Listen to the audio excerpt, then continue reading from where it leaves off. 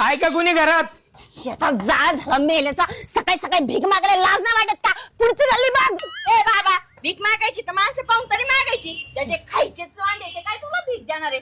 मला म्हणलं असं दिलं असतं रुपये 2 रुपये. अहो मी भीक मागायला नाही आलो, मी जनगणनेसाठी आलोय. घरात करता पुरुष कोण आहे ते सांगा. हाय, माझा नवरा आहे. हा हाय हिचा नवरा हाय. सारा दिवस कमवतो आणि 100 रुपये घरात घेऊन येतो. माझा नवरा तरी महिनाभर कमवतो ना, असं ढीगभर पैसे आणतो. तिथे ढीगभर पैसे म्हणून सकाळी उठली का थोबाड घेऊन येतात दारा जाती. वाटीभर साखर देते का? थोडी चहा पावडर केलं चहा अगं बाई, पावडर. माझं नात गोते तुझं नाही ते अहो, सांग ना. भांडू नका. तुझा नाद अहो, भांडून- तू फक्त त्यांच्याकडं. इतर वेळेस जाती का? तुला कोणी त्यांच्या दारात तरी उभं करतं का?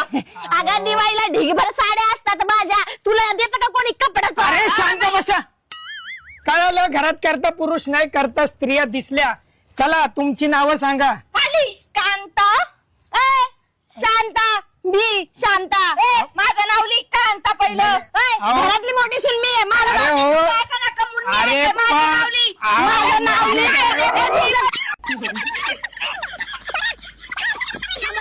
साहेब, मी नाही आता जनगणना करू शकत.